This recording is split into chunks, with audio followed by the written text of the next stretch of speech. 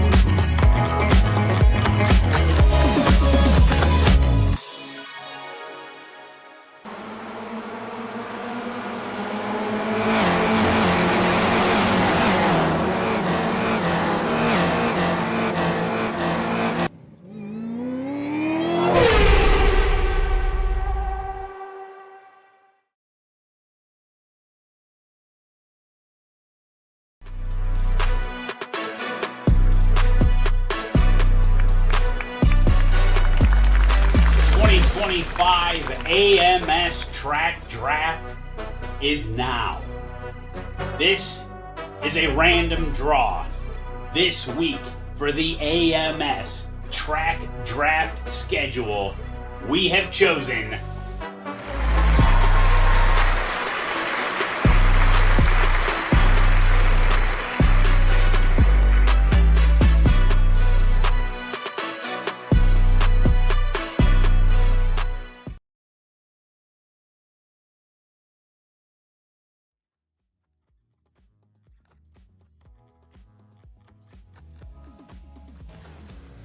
Welcome back to Slow Motion Broadcasting. Welcome back to the American Muscle Series, and welcome to the beautiful nighttime vistas here at Daytona International Speedway. My name is Randall McGrew. I'm joined in commentary tonight by Andre Dirt Grandbouche, and we have Joshua Wilkie in the virtual production hauler on the buttons and knobs for 40 minutes of racing action in the American Muscle Series featuring the FR 500S Ford Mustang here at Daytona. Andre, this is a completely different animal from what we faced last week.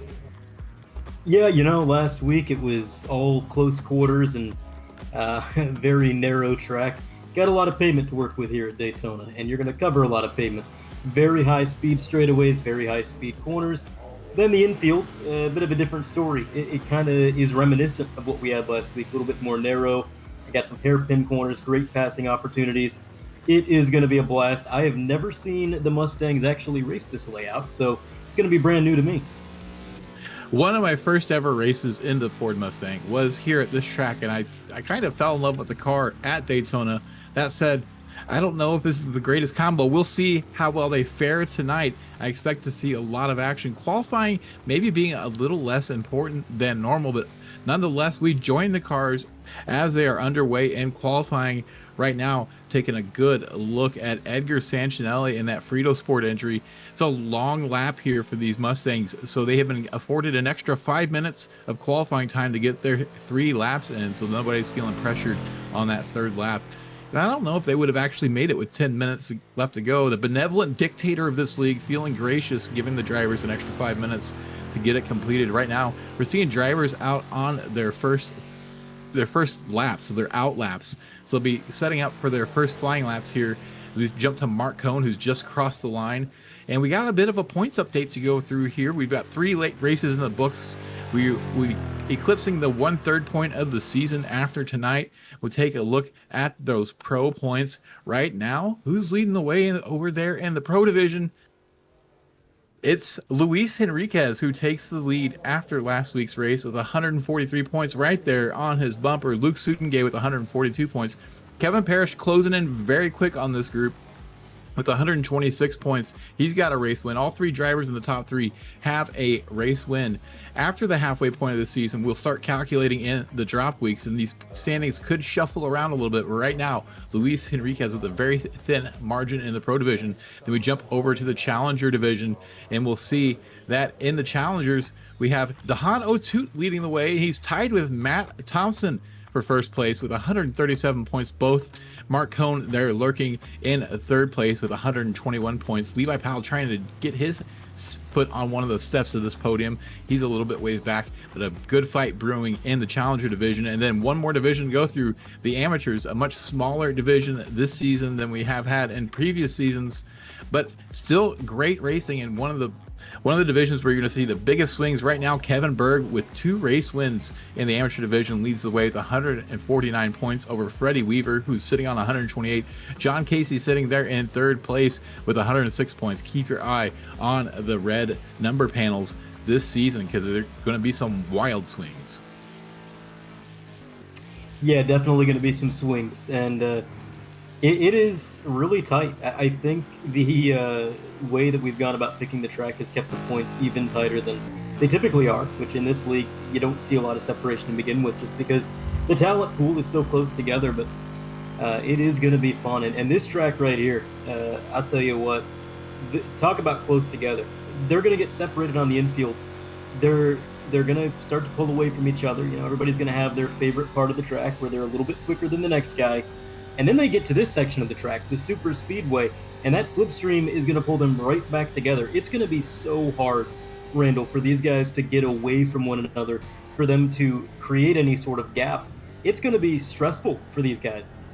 And we have 35 of these Mustangs that are going to pile into turn 1 at the drop of the green flags. We see now Jeff Andrews making his way through the S's, going to come to the international horseshoe. It's a very tight hairpin right. He's going to have to get just right. He's going to miss the apex a little bit. It's going to cause him to go a little bit wide. He's going to have to wrangle that car. Could get a little bit of oversteer if you run out wide like that. You watch him bring the car back over to the right. We got a very high speed kink to the left here that you can easily take flat in this car. And you want to keep the car over to the left hand side of the track to open up the second hairpin on the infield section of the track, which is the trickier of the two in my opinion. The harder one to get completely right. You see he has a little bit of counter steer there as he makes his way back onto the throttle. It brings the car over to the right hand side of the track for another very tricky corner, and this is the transition to the oval, so it's very important to get it right. This is where you gain or lose the most time compared to your competitors. And we see, if you watch the Daytona 24 or any other sort of endurance race with faster cars at this track, you'll see them typically run all the way up to the wall first, coming onto the oval, and then dip back down. And in these cars, it seems like most drivers are finding it to be faster if they just hug that yellow line from the very start coming on to the oval. Now he's going to be approaching the bus stop chicane. It's really a double chicane. He's going to wait for the last moment to get on the brakes and try to use as much of that curb as possible. Straighten out those corners as much as he can so he can get back to the throttle very early and be set up for a good run to the start-finish line. He's going to make his way through oval turns 3 and 4 before he completes his lap. And this is where you're going to see a lot of moves set up for the end of the race. If you can get a good run out of that chicane, you're going to be in a good position to slipstream your way to victory here at Daytona. Yeah, it's going to be a massive key, using that slipstream properly, knowing when to time it. It could be the difference between winning and losing, lining up a slingshot to the line. That runaway victory we saw last week, I don't think we're going to get a repeat of that this week. So it'll be definitely interesting to see how these guys adapt to these slightly different conditions than we're used to. So far, qualifying times relatively close together. Taylor Ballant got about a 10th on second place Kevin Parrish. Kevin probably looking to improve his qualifying this week, because last week taught him just how important it is to qualify well and get a good starting point, because you might not always be able to make your way through the field. And if you start up front, well, that's a lot less work you got to do later on. Andrew Bailing, the legendary move he made last week, 3 wide in the S's going up the hill.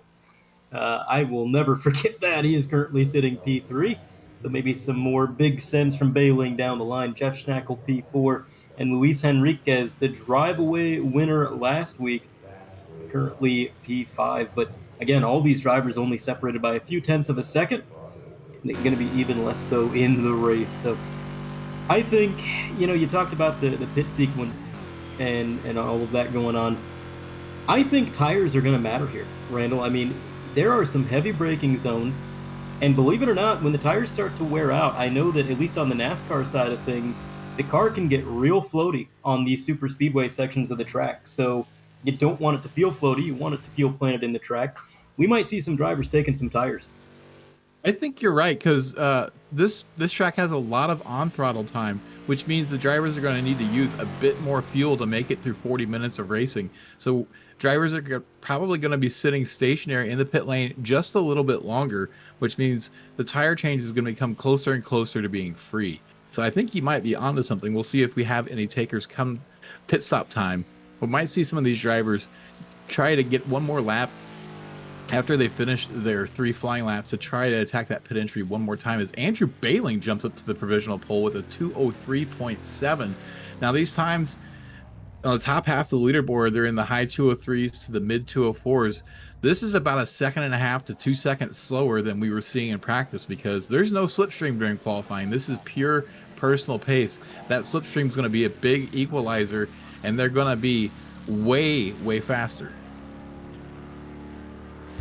You're absolutely correct about that. It is going to be way quicker lap times once they've got that slipstream. It's going to be probably good for about 8 to 9 miles an hour on the straightaway, if not more, when they're all together. So that's also going to be kind of interesting for them, because in qualifying and in practice, they might not have been in big packs, but that 8 or 9 miles an hour, it may not sound like it, but it changes your braking point going into that infamous turn 1.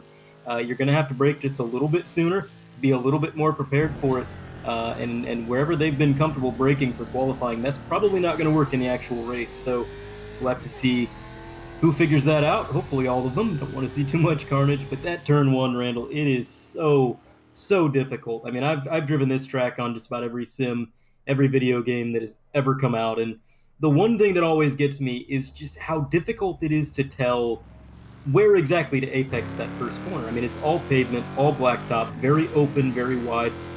And sometimes I feel like I'm turning in too early, I'm driving in too deep. There's really not a lot to go off of as far as visual references when you dive it down in there. Well, I can give you a hint of where to apex during a race for turn 1. Wherever the other cars aren't, that's where you apex. You could go in there with a plan, but much like a fist fight, once you get punched in the face, that plan goes out the window. So you're right. It is the geography there for turn 1 makes it very tricky, and there are 3 or 4 different fast lines through there, but it really comes down to the situation that you're in during the race Qualifying, it's easy to be fast in qualifying for one lap. It's hard to be fast over 40 minutes in this car, and we're going to see who's going to do the best. And that slipstream will have a big effect. We'll see if anybody's able to maybe keep in pace a little bit above their abilities normally because of that slipstream. But I have a feeling that the infield here is going to separate the wheat from the chaff pretty well, especially in the opening laps. We see Chuck Labano making his way back out on the track, maybe getting some of that cold tire practice because it's going to be tricky out here on cold tires. Yeah, definitely going to be tricky, especially when you consider the fact that it's not going to be super warm in the air either, so the track's not going to be super hot. Going to take a little bit longer to get up to temperature as we are racing under the lights with this updated lighting, updated track stand. Very good looking visuals here. I always got to give iRacing props for Daytona. It is obviously one of the really the biggest tracks in the sim. I know the Daytona 24 in sim pulls huge numbers every year. People love to participate in that, and obviously there's a lot of broadcasts going on for such a race, and you want the track looking good and make it look good. They have. It's evolved a lot over the years, but the visuals are stunning, and our camera pack here doing a good job showing it off as well. But so far, we got about 3 minutes left in qualifying. Most everybody has posted their time, but as you alluded to, Randall, getting that extra lap of practice might just be a little bit of a bonus. Absolutely. Speaking of those beautiful track cams, we have to give a big shout out to Whiplash Sim Cams for providing these awesome custom cameras that you see on the broadcast tonight. Check out Whiplash Sim Cams. Also like to shout out Mike Darknut Neekum and the D-Nut Stuff Etsy shop. Link in the description down below. Check out the D-Nut Stuff Etsy shop for all of your iRacing needs. He has brake mods, slate prints or slate laser etched slate prints of your PDFs. He also hosts a bit of the AMS swag, so if you want to get yourself a tumbler or a coaster, go check out the D-Nut Stuff shop on Etsy. And while we're plugging things, go ahead and hit that like button, hit that subscription button, hit that notification bell so you know that every time when Slow Motion Broadcasting goes live for more racing action. So we, like you mentioned, we'd have a couple minutes left here in qualifying, about a minute and a half. We still have some drivers out on track. Looks like maybe possibly setting some flying laps. Dave Moore here, it looks like he's possibly on a flyer. No, he's not. He is going to be doing a pit entry practice. I think this is very smart here because I don't think it's likely that you're going to be coming to pit lane by yourself. You definitely want to get that braking marker just right so you can win that race on pit lane. The drivers have enough fuel for about 25 to 30 minutes worth of racing, maybe a little bit less here at this track. The pit window is pretty wide, so we'll possibly see a big variance in strategies, but that pit strategy can make or break your race. If you find yourself out there with no drafting partner for a couple laps, you might be doomed. Yeah, and that's something these guys almost never have to think about. In fact, it's almost counterintuitive to what they know. Usually, you want to pit kind of on your own. You want to try to outsmart everybody, get in when the getting's good, and then hopefully cycle out all by yourself so you've got clean track. But if you do that here at Daytona, well, you're going to be losing a lot of time. You know, that 8 to 9 miles an hour worth of good speed that you're going to get from the draft, well, that's not going to be there, and that is going to let you fall further and further away from the pack. So on the NASCAR side of things, and even to an extent the road course side of things for the GTs and everything, they do kind of try to coordinate. You know, they'll try to come in together so that they can leave pit road and be close enough for that draft to pull each other around the track. So I don't know if these drivers are going to be communicating over the radio, if they can swallow their pride and let everybody else know what their strategy is going to be, or if they're going to try to play it like they usually do. Either way, a lot to think about for these guys. Yeah, it looks like we're just waiting for the official results to come in to see what that starting grid is officially going to be for this race. And it looks like Andrew Bailing has captured the pole position with a 2:03.703. Starting next to him, Jeff Schnackle. Taylor Belant going to start P3. Lining up fourth, Kevin Parrish. Luke Sudengay going to start fifth. Luis Henriquez in sixth. David Moore going to start in P7. P8, Fabian Zweyer. P9, Kevin Buckholz. And rounding out your top 10, an all-pro top 10, Jay Bast. And looking outside the top 10, Mark Cohn going to be rolling off P11. You got Daniel Gabaldon in P12. If you look back to 13th, that is where you are going to find, drum roll please, Charlie Hosey Again, being the truther that I am, I know he can drive up from 13th towards the front. P14, Brandon Brush. 15th goes to Evan Hubchak, and Levi Powell is taking 16th for himself. Matt Thompson, P17, to his outside, Chuck Labano. And then 19 and 20, going to be Neil Kemp and Ryan Campbell, respectively. Starting in P21 is Aaron That Face Bray. Starting in P22 on your amateur division pole, Freddie Weaver, Kevin Berg, two-time amateur winner so far this season, starting right there next behind him in P23. P24 is going to be Edgar Sanchinelli. P25, Joe Sacchetti. P26, Brandon Smith. Sean Johnson going to line up in 27th. Jay Little, 28th. Matthew Gazinda in 29th. Dave Blair, now racing in the Challenger division, in P30. Jeff Andrus, P31. Mike Neekum, P32. Jeff Bernard, the geriatric racer, is going to line up P33. Andy Bell, P34. Scott Brooks, P35.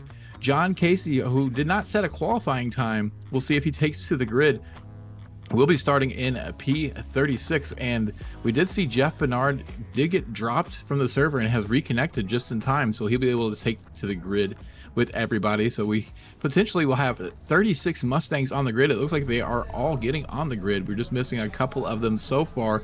They have just under a minute left until the lights go on, and then the lights go off.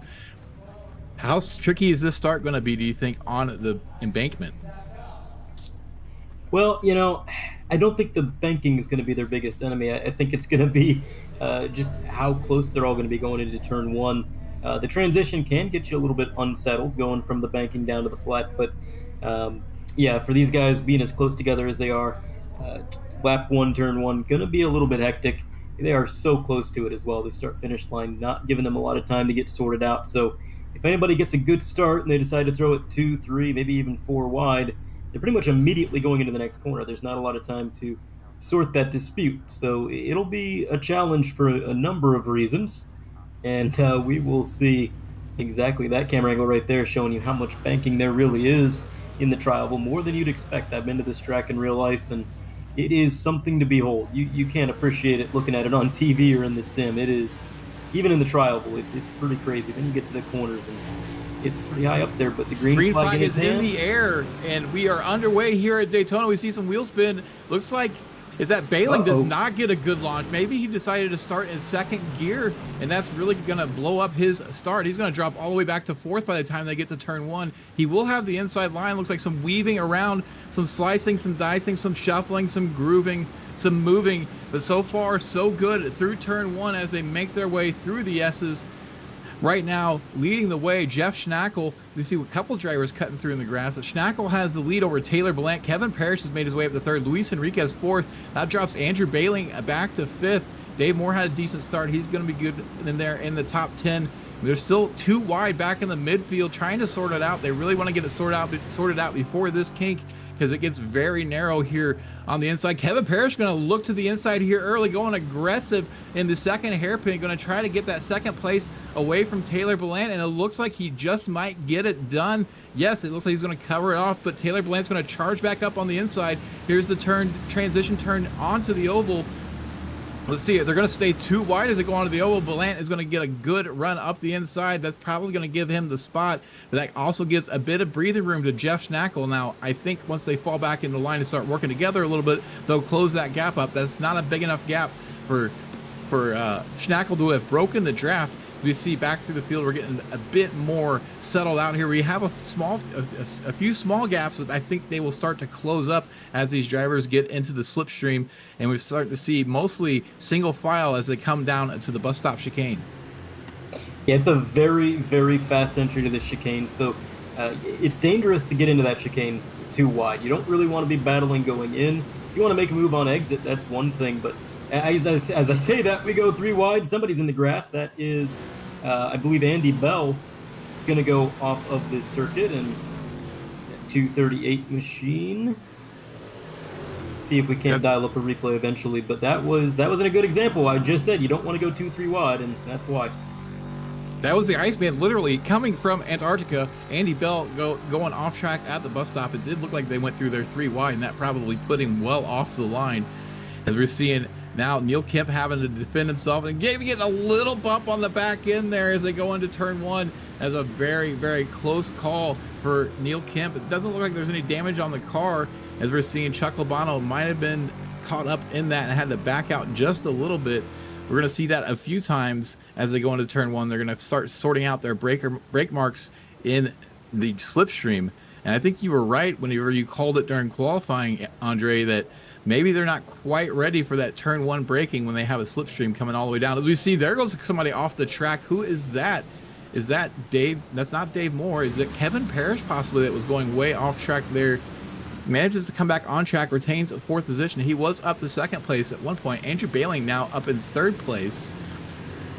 And it looked like Taylor Blant was actually able to lead that lap.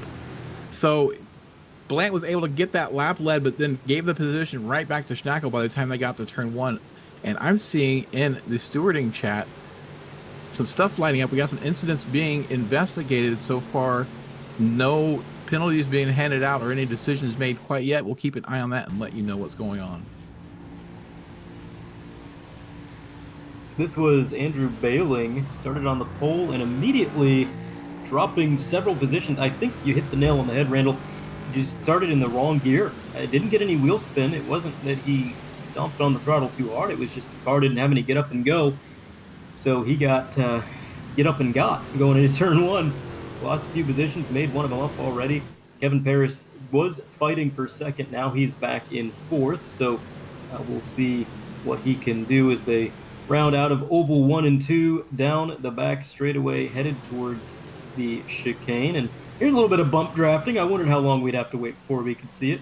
Bumper to bumper, giving a little bit of push and shove. And I don't know how fragile these Mustangs are, Randall, but I think the bumpers are going to get a workout today. They will definitely get a workout today. They can take some beating and banging, but they already are about as aerodynamic as a well-engineered brick. So caving in that front end is just going to make them even slower in a straight line when it comes to arrows. We see somebody who's been abducted by aliens and brought back very quickly. I think that was Ryan Campbell disappearing right there in front of Chuck Labano. It's going to be a sight he didn't want to see, but Jeff Schnackle currently defending that lead. He's got Kevin Parrish and Andrew Bailing both breathing down his neck. Bailing making his way back up to where he started, or trying to at least, after that poor start. I think he was really worried about having some wheel spin on the start, causing his car to go sideways with the embankment. And I assured the drivers in Discord beforehand that it's really not that big of a deal in this car. These cars not that powerful compared to, say, a stock car like you would see in the ARCA cars or the Grand National Series or the Cup cars. So maybe playing it a little too safe, and now finds himself on the back foot, though he's made his way up to 2nd place. So you got to think maybe he would have led a couple of these laps already if he had gotten the start just right. Yeah, definitely could have. But this is one of the first off tracks we had John Casey, and I don't know if he got a little help there or if he just got on the throttle a little bit too hard. Hard to tell from that angle, but definitely looked like he got a little loose. Henriquez had a bit of an off-track excursion. That black and pink Mustang going to do some landscaping and then blending right back in perfectly. What a good recovery. Good awareness by everybody else there. I believe that's Fabian Zweier that kind of went a little wide. He saw that happen, and he left him room to come back in. Very heads up. Now another issue here for Sean Johnson. That was just a bit of an overcorrection, and by a bit, Randall, I mean into the next postal code. Yeah, they're gonna have to. He's gonna have to go through customs as he makes his way back onto the track. He's so far off right now. They're gonna think he's coming from the Bahamas. As far as we got 3 wide amongst the leaders going into turn 1. Andrew Bailing on the inside, Schnackle in the middle, Kevin Parrish on the outside. 3 very different approaches to this corner, and they're gonna shake out in a different. Oh, big slide! There's gonna be some contact of ping pong balls going into turn 1. Kevin Parrish gets a little bit of a lick. Schnackle, it looked like, got a little bit loose. Bailing's going to inherit the lead after all that and have a clean car. Doesn't look like there's any heavy damage on any of those involved so far. So might have gotten away with one, but definitely a big pucker moment there going into turn 1. Yeah, anytime you get 3 wide or have cars 3 wide in front of you even, it gets a little bit dangerous. And it has been action-packed. These guys not giving us a break in the commentary booth, and they themselves not getting a break as we're going to work our way through this very slow right-hander.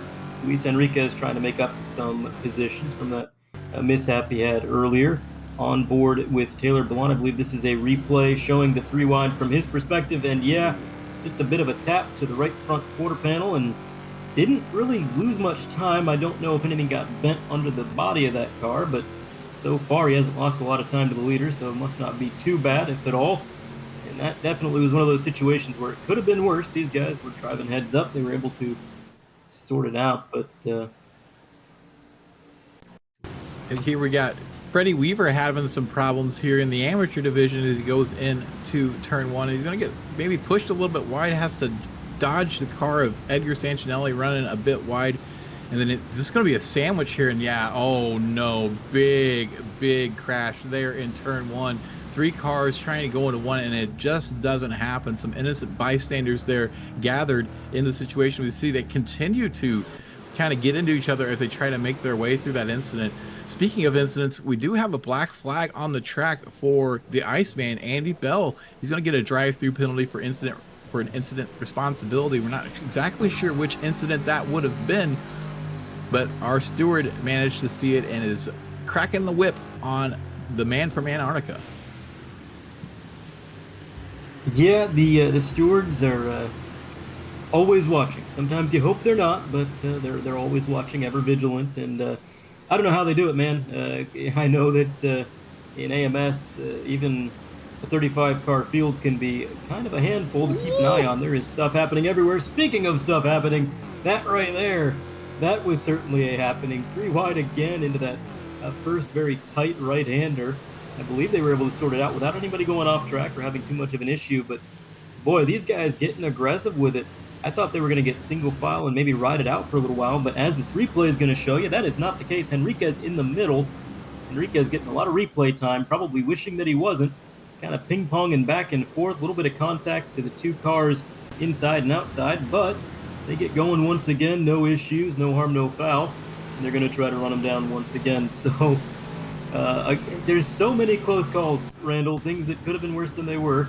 Another replay, a big shot to the rear bumper, bit of a netcode save there maybe, as I don't see any damage appearing, but oh, never mind. There's another view of the incident we saw earlier with that collected Freddie Weaver. It looked like there was a big checkup from Daniel Gabaldon that caused all that to sort of back up and led to that 3 wide situation, everybody trying to avoid it, trying to take evasive maneuvers, and it just led to a bigger situation. And then here we got one more replay to look at real quick. Jay Little coming here on the inside of turn 1's got another car to his outside of, hoping that he knows that it's there. They're making their way through the S's, and then gets a bit of that curb, maybe even clips the wall. He was trying to keep it that far over, comes across the track, hits that other car, spins out, and is able to get going again, but that's going to be some pretty heavy damage. As we rejoin live pictures, Andrew Bailing leading the way over Kevin Parrish. These two have broken away a little bit. I'm surprised to see them fighting like this. Going into turn 1, I think Bailing maybe going to take the form of water and let Kevin go around. Nope. He's going to break just as deep as Kevin does, try to get that Mustang woed up. They're going to give up some time. Around goes Schnackle. Couldn't see if he got a little bit of help there. Maybe just a little too happy on that throttle. Could be a little bit of a touch from the rear end. It doesn't take much to spin a car around in that position. We're going to maybe get another look at it here. We see Schnackle coming across the start-finish line. He's going to go for a move possibly here on the inside. No, he's not going to go for a move. The cars behind are just going to come up behind very quick. So they get through turn 1 just fine. And yeah, this is on his own. That wasn't even close behind him. So just a little too much throttle, maybe a little bit too stiff on the rear end setup. Send him around. He's got a lot of damage. He was a contender to win this race, and now he's going to be mired back in the mid-pack with lots of damage. Yeah, not the place you want to be this early into the event, and it's not a track that really permits you making up time. Usually, if we were 11 minutes into a race, I would say get that car back on track. Somebody's going to have some issues. You're going to make some points back up, but man, when you're getting back on the track and you're not in one of these packs, you're going to lose so much time. It's a tough track, very punishing, so we'll see how he can cope with that. But in the meantime, following along with Brandon Smith in the 197, kind of leading this little mini pack here from 20th on back, and just doing his best to stay low, stay in the slipstream. These cars obviously able to wrap the bottom pretty well. They are fast cars, but with how sweeping these corners are, no issues as far as grip is concerned. They want to stay low, keep those lap times as quick as they can. And we're going to go 2 wide, maybe, as it looks like Brandon Smith thought better of that one, got out of the throttle a little bit, got it down to single file. Exactly how you want to get through that chicane. Now on exit, a big run from Kevin Berg. He's telling Schnackle, I want to lead this pack now. So he's going to drive around the outside down to the double yellow, and away he'll go, at least for a minute. But look at this.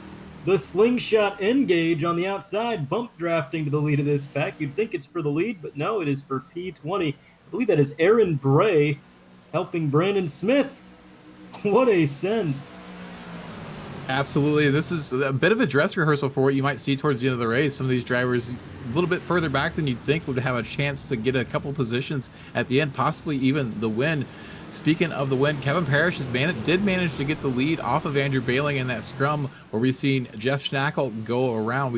I'm hearing in my ear we got another incident replay to take a look at, or possibly we're going to get a replay of that pass since we were distracted by the spinning car of Jeff Schnackle. Yes, we're going to get a second look at that pass as they were going down into turn 1. Kevin Parrish able to get that position away from Andrew Bailing, and we're going to see how he got that done. We'll talk about the other leaders right now. Mark Cohn leading the way in 10th place overall in the Challenger division, and Kevin Berg in 20th position is leading the way in the Amateur division. And it looked like Freddie Weaver may have been leading that division until the incident. Now here's the move we see off Kevin Parrish. He's going to go to the high line on the dog leg in the oval and try to get that outside run. He is going to have a much smoother line through turn 1, but it is a greater distance. He's able to get on the brakes just a little bit later, gets that move done as they get down. He's able to take the full apex away from Andrew Bailing. So it actually looks like it was the lap after we saw that incident with Schnackle. They were duking it out going into turn 1 the previous time. We rejoined the live pictures.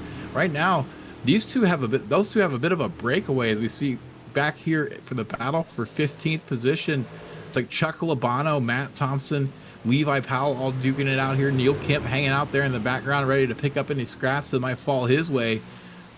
Another big battle going on for P5. Luke Sudengay, Taylor Belant, Fabian Zweyer going to go possibly, nope, just going to go 2 wide into turn 1. Thought they were going to go 3 wide for a second. Sudengay up to 3rd place. Now they need to close that gap up to the lead pair. That gap is nearly 3 seconds. They can make it up. If these guys link up, there is power in numbers here.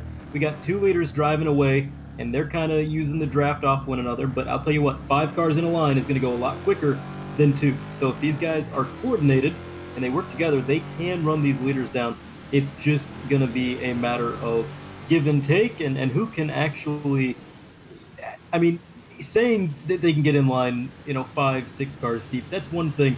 Actually doing it, that is a whole other ordeal. It is very difficult to be that coordinated. So a challenge, but not an impossible one. And then another thing to keep in mind, not too far away from potential pit stops, which, as we've talked about, speaking of pit stops, Matt Thompson back out on the track after his little bit of a mishap there. But not too far away from the planned pit stops that they're going to have to try to organize and sort out. Actually, I believe that may have been a planned pit stop. He might have been coming in really early. 17.73 stop time for Thompson. We do see making his way out of the pits now. Daniel Gabaldon is making his way out. He had a 38.3 second stop time, and I think he may have been affecting some repairs. He was involved in one of those incidents earlier. And Neil Kemp, I don't think he was involved in any incidents. He was stopped for 50 seconds, so I have to wonder if maybe he got a pit road speeding penalty. We are seeing a black flag on the display for Kevin Buckles, and I don't know how true to life that black flag is because he's had it for a hot minute. But so far, I don't think we see anything, possibly a slowdown that he got. And we've seen an off track from Buckles there. He's coming off the S's. Nothing big there, just a couple tires off in the grass. That shouldn't have triggered anything. So I think we're saying a ghost black flag for Kevin Buckles. I'm looking in the stewarding chat. I don't see anything there, just that Andy Bell incident from lap 2, so I'm not sure what that black flag means. But we have the big gaggle of cars here piling into turn 1. This battle for the 3rd place is just getting heated. They keep duking it out going into turn 1 and then kind of reforming into a draft line for the oval. So it's almost like 2 different tracks in one lap. You have the infield where it's an absolute dogfight, and then they get back to the oval and it becomes a big draft fest. And that's exactly what we expected. You know, they're going to be battling it out, maybe even able to pull out a little bit of a gap in the infield if they're fast enough. But then they get to the oval, and oh, buddy, Evel Knievel pulling a bit of a stunt there, getting to the outside, and now going to be forced to take a bit of a slower route through the corner. And Jay Bass going to take advantage of that, right to the bumper, a little bit of a counter steer there, trying to make the most out of that little bit of a slip up. Not able to get around him though. In this corner right here, I always felt like this is a corner where you can make so much time, Randall, because you're exiting out to a wide open part of the track, and if you can carry a little bit more speed, you can really make a good move and start to lead that draft pack rather than being behind. But they're going to stay in line down on that double yellow, staying on board with Jay Bass, and you're going to see exactly what it looks like as they barrel down into this chicane up to 150 miles an hour nearly. Going to brake just past the 2, working that wheel, and brake lights a blessing here at this particular track above all else. So you know exactly when everybody in front of you is getting on the brakes. But look at the run here. Mr. Evel Knievel himself going to go to the outside and maybe make up a position on Luis Henriquez, and Jay Bass going to follow him. We know that Jay Bass can push. Let's see if he can get to the bumper and link up. Super Dave Moore going to go for the outside move, coming down the front straight now, going to go through the dog leg on the high side. He could have a good momentum here, good enough to cross over as they get to the apex of turn 1, but it looks like the inside line is going to come back pretty strong, and having that shorter distance is really going to pay off. But Dave's going to get on the brakes very late. He's going to have a nose ahead at the entry of turn 1. They're going to be dead even at the apex, and now he'll have the inside line. If he can hang tough alongside Taylor Ballant here, he'll have the inside line for the International Horseshoe. He could be moving up here and trying to track down Luke Sudengate and Fabian Zweyer after this. This could cause a little bit of a gap. You see the 2 cars ahead have pulled away because of all this fighting. So we see a bit of a gap forming now. We have 2 different pairs of drivers in their own little breakaways, and then these 4 duking it out for all these positions. And they're bringing Mark Cohn back into the picture here. Mark Cohn, you're currently your Challenger Division leader, looking at a really strong finish here because he's got the top 5 right ahead of him. Yeah, he's got a lot of potential points he could grab here if he could make a move. This is a big gaggle of cars, and we're going to go 2 wide again. Jay Bass and Taylor Ballant going to be side by side momentarily, but sorted out onto the oval 1 and 2. And there's going to be some slipstreaming going on here. In the meantime, up front, you're not missing much. Luke Sudengate has not reeled in the leader. The gap has been about 2.8 seconds every single time I have looked at the timing and scoring. Kevin Parrish and Andrew Bailing kind of off in their own little world right now. And while there is power in numbers, it is easier for fewer cars to coordinate. So, you know, kind of take your bets on who wins there. But so far, it's been Kevin Parrish and Andrew Bailing winning out. As look at this, scattering, getting out of the chicane, trying to figure out, can I make a move? Can I go anywhere? Not quite yet. And they're going to stay single file. The headlights kind of guiding the way, although the oval part of the track does have lights. And the difference in lighting between the infield and outfield is something that kind of takes a bit of an adjustment, too. These guys in the bright lights right here, then they get to the infield and it's pitch black. They are really relying on those lights a little bit more than they are out here. So another thing they might not be super used to. I mean, AMS, not a lot of night races that I remember covering here. As look at that, to the outside, Jay Bass going to lose some time there. Got in a little bit too hot. I don't think he got any help, Randall. I think that was just a case of getting in a little bit too hot, leaving the door open. Yeah, we're now seeing the DQ flag for Kevin Buchholz, but he's still showing in position on timing. He's not been booted from the session, so it's definitely not a DQ. We saw a yellow panel next to Charlie Hosey's name for a moment, and now it's turned to black. I wonder if maybe he got a slowdown in the bus stop, and it's just hanging out as a black flag. But now we're seeing Kevin Buchholz drop down the order, so possibly coming into the pit lane. I'm not sure what's going on with these flags at the moment, to be completely frank, as we're seeing Taylor Ballant drop down some positions here and going to be falling into the clutches of Jay Bass once again. Luis Enriquez and Super Dave Moore are trying to pull away from these 2. Mark Cohn's looking to pick up some spots here as they make their way back onto the oval. So some interesting developments here in the timing. I'm not sure what's going on with Kevin Buchholz. I'm not sure if we can get the camera over to him or not, but it's showing him as out of the race on the timing tower. But It could be that he is possibly disqualified. I am seeing some disconnects. Yeah, Kevin Buckles has disconnected, so maybe he was indeed getting disqualified, and that was a legitimate black flag. So hopefully Charlie Hosey is not next.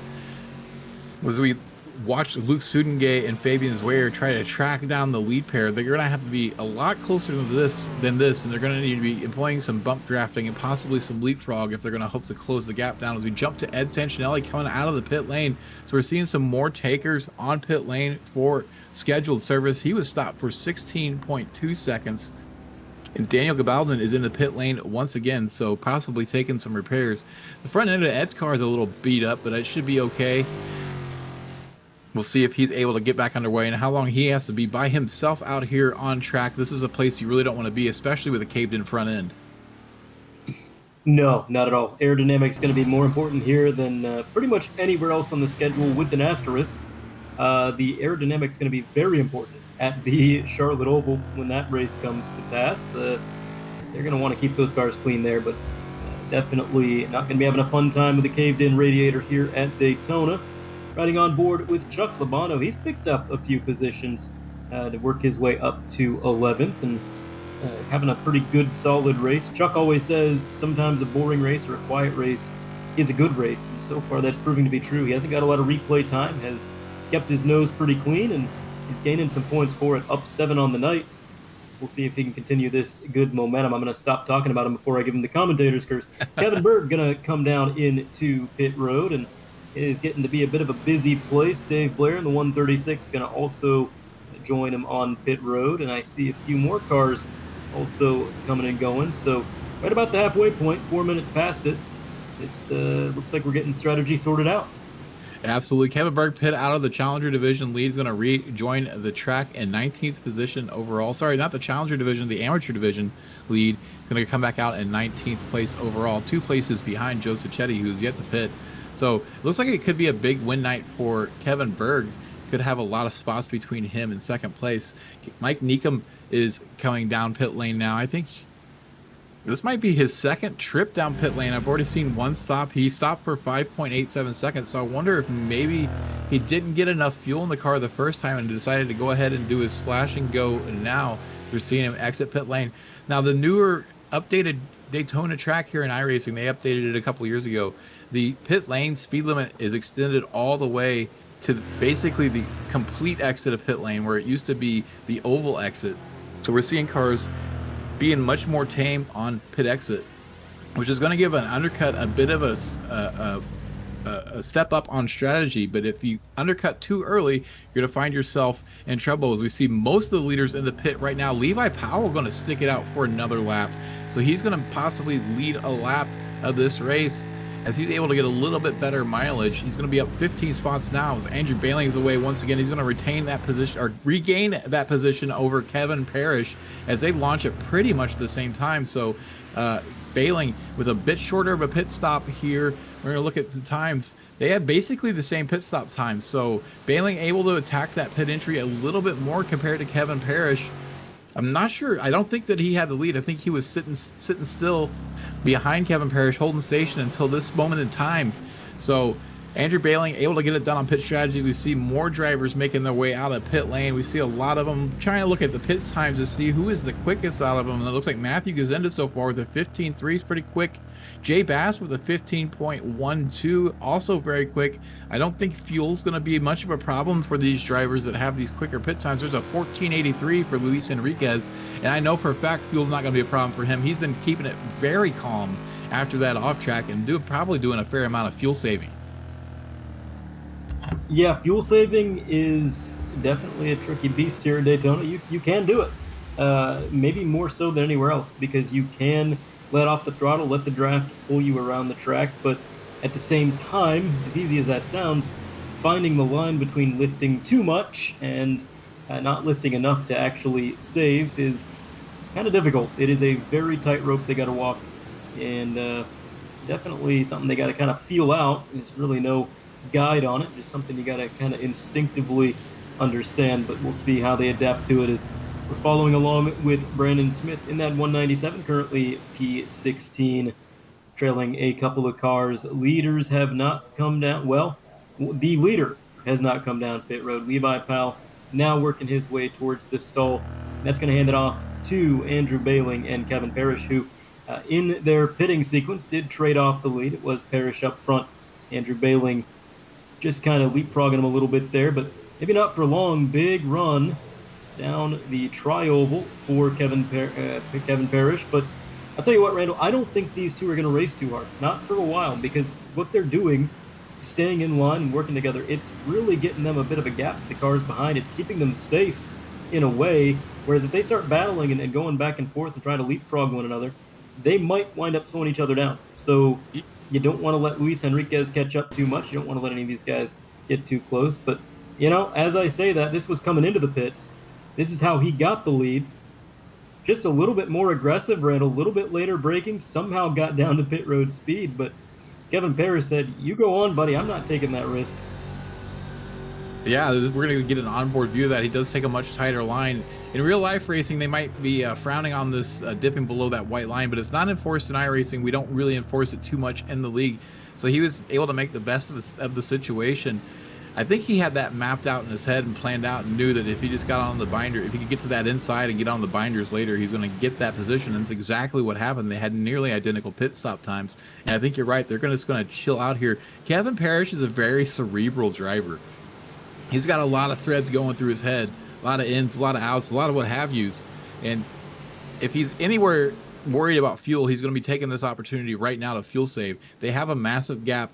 Andrew Bailing is in the lead of this race right now, but he's not really that far up in the points battle. Kevin Parrish stands to gain a lot of points here, possibly with a last moment move. So they're going to try to keep that gap as big as it is, but that gap is starting to shrink down ever so little as Luis Enriquez leads to the second group that's recoalesced into 4 cars. It was kind of spread out. Now they got 4 cars together, and like you said, strength in numbers, Andre.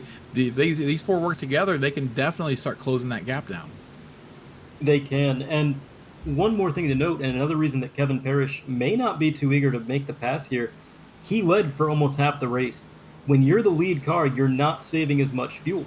You're basically pulling the other guy around so he can save, but you're burning up everything at pretty much maximum rate. So right now, Kevin Parrish trying to equalize that fuel burn on this stint, maybe trying to save it a little bit for the end. Is look at Luis Enriquez getting a little bit sideways there, defending that position, too wide behind him. Luke Sudengate, and looks like Fabian Zweier. What a move by Fabian. He's going to maybe get a 2-for-1 special. Maybe not. I don't know. He's right on the outside quarter panel, but it's not going to be enough. The track's going to narrow up. He's got to get out of the throttle a little bit. That was an optimistic move, and he almost made it work. He's now out of line. 3 cars to his outside going through the kink. Taking a low entry on this kink can be a little scary, but he's able to navigate it pretty well and slot back into line, and a big send on Luke Sudengate. Look at that. Up 1 more position for Zweier. What a masterful send. A little bit of contact there.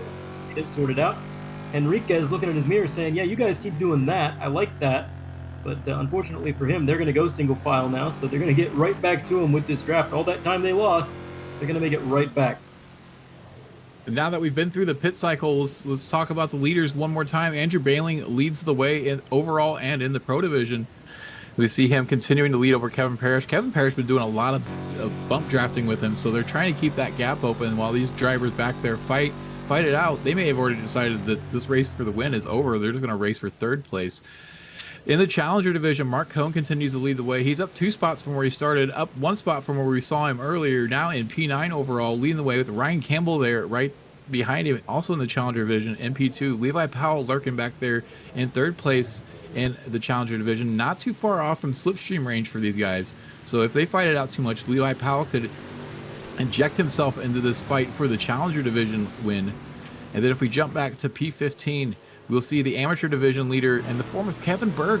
Now that the pit cycle's worked itself out, he's gotten himself back up to the lead. And I have to count him off 3, 4, 5 cars back from him is Joe Sacchetti. And the way we do scoring here, those cars between 1st and 2nd place in division matter a lot for points. So having a good finish not only nets you a lot of points, but having a lot of cars between you and your next competitor in division also has a lot of points implications. We see Joe Sacchetti trying to reel in Dave Blair. Dave Blair, the amateur division champion from last season, now racing in the Challenger division, having a quiet race, doing really good in the top 20. maybe he and Joe Sacchetti can hook up and try to close this gap to Neil Kemp ahead. Yeah, not a huge gap. I think the slipstream should be enough. We'll have to wait and see how it plays out. But yeah, we're getting a few separated packs, it seems like, a little bit late into this race. We've only got about 8 minutes left. I cannot believe we're that far into the race already. Feels like it just began. And here we are, winding down to the last few laps. And a little bit hot there for Dave Blair. That's going to open up the door big time. Now side by side down into the first horseshoe. And then luckily they're going to get it sorted out before the horseshoe. Joe Sacchetti able to make that position up almost quicker than we could finish talking about him. He is going to get ahead, and up front, not a lot changing. Kevin Parrish still potentially doing a little bit of fuel saving and just using that number 24 machine of Andrew Bailing to pull him around the track. Thank you for the fuel save. Thank you for the tow. And in the back of your camera shot there, you're going to notice Luis Henriquez still 4 seconds back. The gap has just absolutely stagnated. I gotta wonder, Randall, do these guys know about the leapfrogging technique? You know, jumping out in front of somebody, letting them jump back out in front of you. There's a lot of time you can make up doing that. And with the amount of time they're on the oval portion, it would be a viable strategy, but I'm not seeing these guys do it. You know, I wonder if this is one of those things where if they had had a practice server on Sunday, they would have been practicing just that. But with the lack of practice that they're getting with this random schedule, maybe they haven't practiced it enough. They don't trust each other enough to go for those kind of moves or those kind of strategies. So you watch Luis Enriquez blend up there, kind of giving slipstream to the outside line, going to help Fabian Zweyer get around Jay Bass. Like you said, just under 6 minutes left to go. Not much longer left to go in this race. A few more laps. This looks to be a 19-lap race. They are serving at lap 17, so that means 2 laps to go next time by. I want to give a quick shout out to those of you in chat. Tom went golfing. I know it always seems to work this way whenever there's a random number generator involved. That whenever you're not able to make it, it gives you what you want. So Tom went. We miss you having you out here on track. This is one of his favorite tracks, and out of all the weeks to go on vacation, he had to pick this one. And VHD, we see you out there. Go Joe, catch Kevin, I believe. VHD believes. I think he's a fan of Joe Sacchetti. And I see him wagging his finger at Joe a few times. So not an easy fan, not a fair weather fan of Joe Sacchetti. He's going to be giving him the what for as well as the cheers in the chat. Thank you guys for hanging out so much. And if you're lurking out there, make sure you hit that like button, that subscription button, hit that notification bell. That way, you know, every time Slow Motion Broadcasting goes live with racing action just like this in the American Muscle Series, you can catch it all. Catch us all week long here as we look back from Andrew Bailing. Kevin Parrish continues to do the bump drafting down the back straightaway. Does not look very eager. I think this is just going to be a last lap drag race. Who's going to get a better run out of the chicane? Now, Andre, I suspect we might see some gamesmanship out of these two. One of them might try to back off. They both might try to back off going into that final chicane, try to get the best run possible, end up getting in each other's way, and bring that second group of cars right into the fight for this win. They might. I don't know if that would be the play, you know, but, I think battling one other guy is a little bit easier than battling a whole pack. We'll see, but I do know that there's something that a NASCAR driver might know that these guys may not be thinking about, and that is being the lead car. Getting onto the super speedway section of this track on the last lap may not be the best place to be, as Jay Bass gets a little bit off track there, but oftentimes the guy that is in the lead at the start of the last lap at Daytona is not the guy who wins it, because second place gets a huge run with the draft and they just slingshot right on by him, and if they can make the move cleanly, that's all she wrote. So oftentimes it's actually counterintuitively better to be second when you cross that line for the penultimate time. And we'll see how that plays out between Kevin Parrish and Andrew Bailing, or maybe Luis Enriquez. He's reeled them in a little bit. He's only got about 1 lap left to do it. But like you said, if they start backing each other up, you never know what's going to happen. Absolutely. We're going to jump back to Dave Blair and Joe Sacchetti one last time as they're duking it out coming into turn 1. Dave Blair leads the way this time. Sacchetti going to be forced to the outside line. Blair's going to have the inside line. He's going to be able to retain that position pretty handily over Joe Sacchetti. Joe, in that amateur division, sometimes when you get these mixed divisions, you get a driver that's a little bit ambitious but doesn't really have the required assets to get through a corner as fast as a driver in a higher division. And I think that's kind of what we saw there. We take a look at Aaron, that face Bray leading the way here in P13 in this pack. It looks like 4 or 5 cars together. Aaron Bray, Brandon Smith, Kevin Berg, Matthew Gazinda, and Matt Thompson hanging there on the back of that pack as well, trying to get in contact. We're going to jump back to this battle for third place. The second to last time they come through the bus stop chicane here, Luis Enriquez continues to lead the way. They're looking very tame so far. Super Dave Moore trying to join this group to make it a 5-way fight for third position. He could be in the catbird seat here and find himself on the podium in a bit of a shocker at the end of the race. He's going to have one more lap to do it. We're going to jump to the leaders. Kevin Parrish now in the lead over Andrew Bailey. Not sure how he got there. Don't have time to think about it or talk about it because the white flag is in the air. Kevin Parrish leads the way. I think maybe the gamesmanship has already started. Andrew Bailey giving up the lead to Kevin Parrish as they make their way in turn 1. Kevin Parrish running possibly a little bit wide. Nope, just opens up the entry nice and wide for turn 1. Not feeling much pressure yet from Andrew Bailey. We'll see how much of a gap they keep going down the back straightaways. They make their way to the International Horseshoe for the final time. Kevin Parrish in front. Now here comes the second pack. Luis Enriquez has led this group for quite a while. Fabian Zweier's been looking punchy all race. We'll see if he's able to get his way onto the podium. There's 3 other drivers behind him that all want that space, that spot too. We'll see who manages to come out on top in this group, and maybe these 2 groups can recoalesce here at the end as we see a bit of a gap between Parrish and Bailey. And I think this is by design possibly from Bailey. He's driven a very smart race so far as they're going to make their way to the transition corner and go on to the oval for the final time. We'll start seeing if the gamesmanship really starts playing here on this stretch as Kevin Parrish is going to run very wide onto the oval. And Bailey's just going to follow him, and now we're going to see that slipstream. He's going to have enough of a gap here where he's going to be able to get a run into the chicane, but he doesn't want to make the pass until after the chicane, so he's got to really time this move. He wants to be able to have that small gap so he has plenty of room to get back onto the throttle to get that big run off the chicane. We'll see if Kevin Parrish backs up any coming up towards the braking zone. But right now that gap is at 0.5 of a second and doesn't look like to be shrinking anytime soon. So Kevin Parrish going to lead in, charge in, and Luis Enriquez is going to feel a little bit of pressure there from Fabian Zweyer as they go through the bus stop.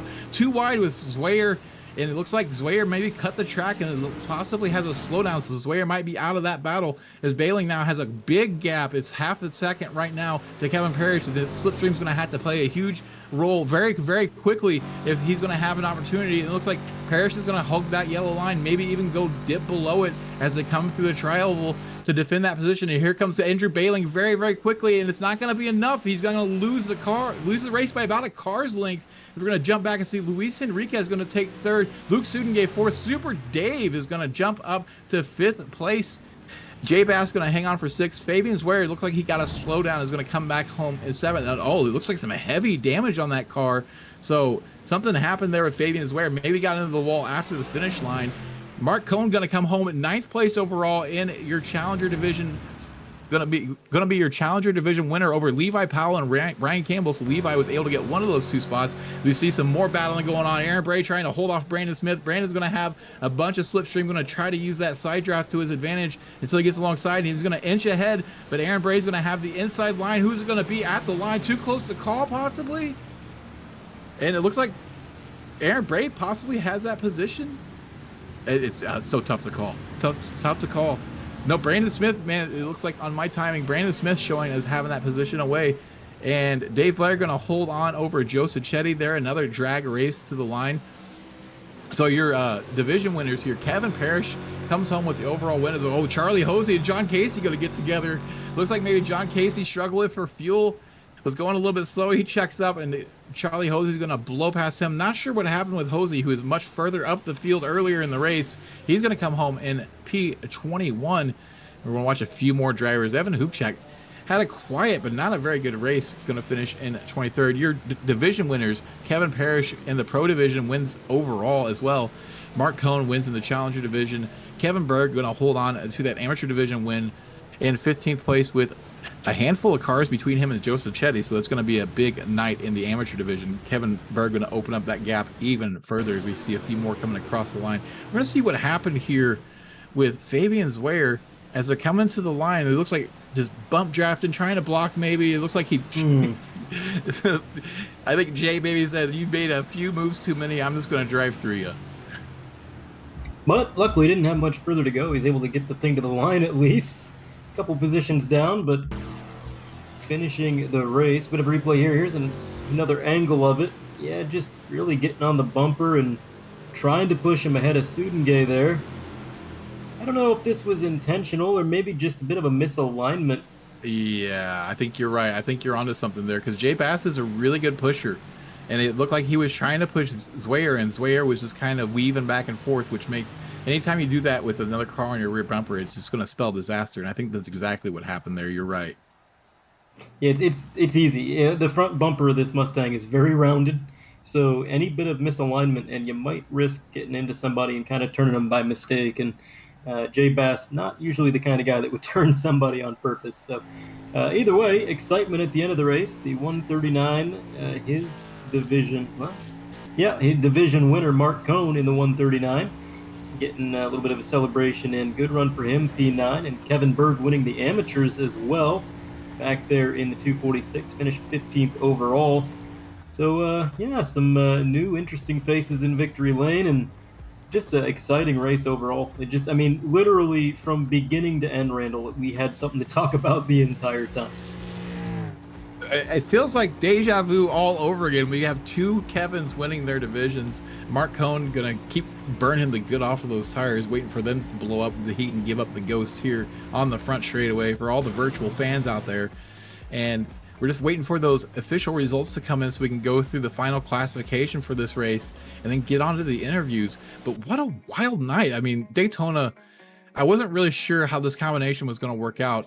And it wasn't as tight of a race as I expected it to be. There was more breakaways than I expected, but we still had a lot of good battling for position out there on track. And I'm hearing that I think we have the results finally, possibly. There they are. Kevin Parrish wins the race by just over 1/10 of a second. Andrew Bailing finishes in second place. Luis Enriquez holds on for third place. Luke Sudengay in fourth. Dave Moore with a last lap move gets him his way up to fifth place. Jay Bass and Fabian Zwayer, who we saw involved in that little bump draft incident, finished 6th and 7th respectively. Taylor Blant finishes in 8th. Mark Cohn in 9th as the Challenger Division winner. Ryan Campbell in P10. Levi Powell in P11. And I forgot to hand it off to you. Sorry, Andre.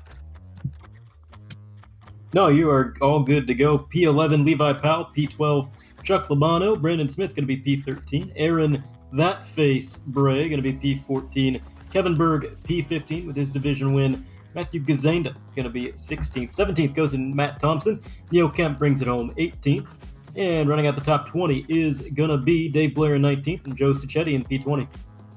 21st, Charlie Hosey, who I'm hearing now, and then I'm now also remembering, he got a slowdown penalty that really ruined his race, is going to finish in 21st. John Casey, P22. Evan Hubchak all the way down in P23. Not a good night for him. Jeff Bernard in P24, and I think he's up 9 spots. So he and John Casey both had really good nights. John Casey gained 14 spots on the night. Ed Sancinelli going to finish in 25th. Most of these drivers were involved in incidents throughout the race now. Jeff Andrus in 26th. Daniel Gabaldon 1 lap down in 27th. Mike Neekum 1 lap down in 28th. 29th, Freddie Weaver, who we saw get sandwiched there in turn 1 pretty rough. Going to finish P29. P30, Scott Brooks. Andy Bell, the other Taco Bell racer, the man with ice in his veins from Antarctica, finishes in 31st. Kevin Buckholz 32nd. Brandon Bush 33rd. Jeff Schnackle 34th. Jay Little in P35. Sean Johnson going to round out the field in P36. We saw him go on quite the excursion early in the race, and he ended up hanging it up pretty early. Well, with that done, there's only one thing left to do, really, and that's to find the winner of this race. Kevin Parrish, 2-time winner now this season, first repeat winner in the series, first repeat winner in the Pro Division. Talk us through this race tonight, Kevin. Hey, I like those titles. Those sound good. Yeah, always a fun time around here at Daytona. Big strategy race. I showed my cards maybe a little too early in that first stint, but luckily Andrew was able to get around me in the pit cycle, so I was able to kind of tuck in and play the strategy game on the second stint. So talk us through that pit stop, we saw that Andrew went for a pretty bold move on the inside, coming into the pit lane, was able to outbrake you there. Were you happy to see him get in front of you after leading the way for the first half of the race? I was certainly surprised by the move, but that was clean. That was fun. Yeah, no, that was awesome. And yeah, I definitely was happy to kind of get behind him secretly. So how close were you cutting it on fuel after the pit stop? Because you guys had identical pit stop times. I had about a gallon left, actually. I overfueled, as I tend to do. Yeah, I did notice the lap counter was hovering around whether we were going to have a 20th lap or not. Wasn't able to tell until after we got through the pit strategy. But you played it perfectly. You guys got a breakaway pretty early in the race, and were able to keep that gap after the pit stop. It actually got quite a bit bigger during the pit stop. So congratulations on another win and playing the strategy just perfectly. Absolutely perfectly. Is there anybody you'd like to thank or shout out before we let you go celebrate? Yeah, thanks for everything, obviously. Let's shout out Taylor this week. He was my teammate for a special event over the weekend. We took home the W, so Taylor, good guy. Always good to have a good partner to keep you company in those long endurance races, for sure. Well, this is 2 times we've talked to you. Do you think we're going to talk to you again? It's kind of hard to predict with when you don't know the tracks. Yeah, my goal for the season is to get you guys tired of me, right? Absolutely. Well, if you're up here a few more times, then I'll run out of questions and start having to ask silly ones. So we'll see if we get to those silly questions or not. I'm here for it. All right. Well, that was your overall winner, your Pro Division winner, Kevin Parrish. And Andre, did you track down Mark Cohn? Is it Mark Cohn? Did he win the Challenger Division? Yes, he did. Let's see if we can get him down here. Pulled into the chat. There he is, Mr. Cohn. You got a copy? Loud and clear. Can you hear me?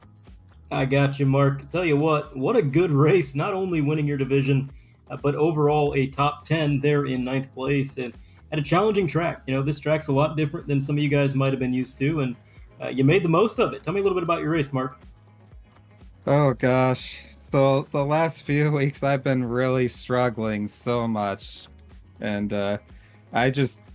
when I was previously left foot braking, I was just over abusing the tires, under braking, binding the car too much, and also burning them off. So this is my first ever race here where I've actually been right foot braking and heel and towing. I just changed absolutely everything and would have never expected this. I can't believe it.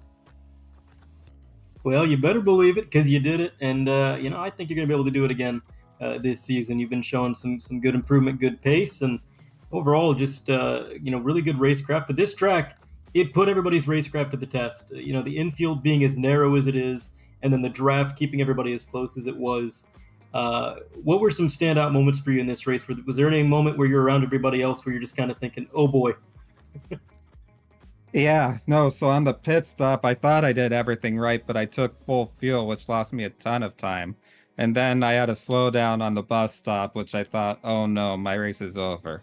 But let me tell you, Ryan Campbell, for the past 2 weeks at Lime Rock and now here, has driven me so clean. Like, it's been an honor battling him. He's one of the best drivers I've ever raced against, and I'm so grateful for the way he drove me tonight.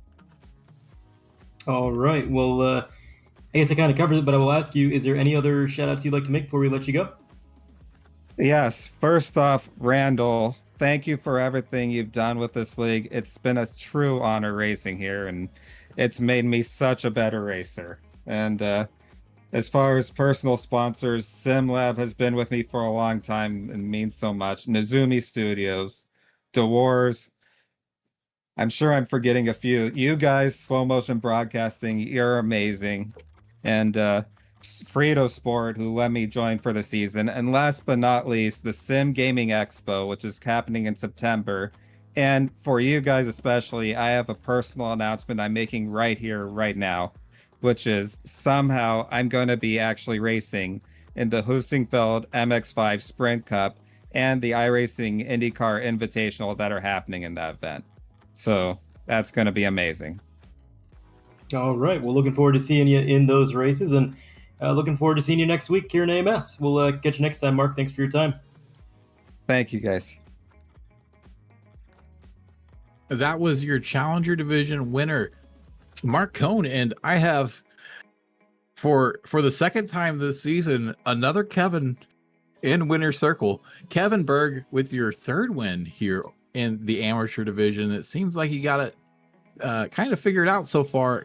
I think possibly this might have been a track that played a bit more into your strengths. It kind of did. It was rough though. We didn't qualify really that great. I screwed up the first lap. The second, third weren't that great. And then Jay and I were battling for the lead there for the amateur one, and Jay got a little loose and hit me on the left front, which then gave me wheel damage. So the thing was just like a cow aerodynamically wise on every single straightaway, so I couldn't really keep up with anybody. So getting it 15th, I think it was, is extremely surprising to me. But it was a really, really fun race. It was clean racing, a lot of fun. So did it feel good to be back onto an oval-esque track in the Mustang? Yeah, the left-hand stuff made more sense to me now. But I love Daytona. The road course is so much fun just because there's so much speed. There's the draft, there's the chicane on the backstretch. It's just such a fun track. So, and these Mustangs seem to have a lot of draft, which I think is going to play into the Charlotte race at the end of the year. So that's another thing to keep in mind and kind of put in the notebook later on down the road. So you're up quite a few spots from where you started. Talk us through those first few laps and what it was like going into the infield in that heavy traffic. Yeah, it was, everybody's kind of saying the start would have been a little sketchy with the banking, and it kind of was. And then I got it going enough where I saw some free spots, and I'm like, well, I'm gonna dive it down because no one's really going down there, and we'll see where we come out. At first, I thought I was gonna come out a little bit higher place wise, but it wasn't as high as I was hoping. And like I said, then by the time Jay and I were battling and that damage happened, I was just trying to make good laps and just keeping in mind what was going on. Then, like I said, through the pit strategy, I don't know what happened or wrecks, but to get 15th, I was extremely surprised because I really thought I was going to get like 20th or 22nd, throughout the race. Well, congratulations on another win as we inch our way closer to that oval race that I know you're looking forward to. But before we let you go celebrate this one, is there anybody you'd like to thank or shout out? Yeah, for sure. My wife, her mother passed 14 years ago to this day. We always think about that, and I think about my wife today a lot with this. So I dedicate the win to not only my wife, but also her mother as well as we think about her today. Well, time heals all wounds, and some things are just too hard to forget, but it's good to remember and to carry on. Congratulations on your win, Kevin. And I have a feeling I'm going to be running out of questions for you here in the next couple of weeks. I think we're going to be talking a bit more this season. I keep thinking something's going to get me here. So it was one of these things where once a new track comes up that I've never been to, I can't imagine it's going to be, I feel like every track we've gone to, except for the very first one of the year, I've had laps on. So it's interesting to see what the next one's going to be, but always like talking to you guys. And maybe if we run out of questions, I'll start interviewing you guys. We'll try that maybe. Well, that was your amateur division winner, 3-time amateur division winner now this season, Kevin Berg and Andre. What a night, man. I really did not think we are going to have that good of a race. And the battle for the lead was small, but it was a battle. And that battle for third place was just as epic as the fight for the win. And we had them up and down the leaderboard. There was fights going on all the way to the line. Yeah, there was. You doubted it, but man, Daytona, I never had a doubt. Daytona is such a fun road course. I know a lot of road course purists maybe kind of scoff at it a little bit, but it's just so unique and it's so different. There's really nothing like it in the world, and it always puts on a pretty fun show as far as I'm concerned. And these guys, well, you could put them in a parking lot and they're going to give us a good show anyway. So even in excluding the venue, we can always expect a fun night out of these guys. But great race, and man, it's fun seeing these guys under the lights. Don't get to see that often. We do not. That was one of the things that I looked forward to most once we drew this track. I was like, all right, we're going to finally get a night race. Finally, a road course that has lights on it that we can show off some of these paint schemes under the lights. And it was beautiful to behold. Beautiful to behold. I loved it. I hope we can maybe get some more tracks with lights on them in the future. Well, that's going to be it for us tonight. Keep your eyes peeled here on Slow Motion Broadcasting. I'm going to ask you one more time. Hit that like button. Hit that subscription button. Hit that notification bell. That way every time Slow Motion Broadcasting goes live with more racing action. I mean, it's loaded throughout the week. You can catch it here on Slow Motion Broadcasting. And that'll be it for tonight for round 4 of the American Muscle Series, season number 9 at Daytona. My name is Randall McGrew. I've been joined in commentary by Andre Dirt Grandbouche and by Joshua Wilkie in the virtual production hauler. Thank you all so much for hanging out, and have a great night.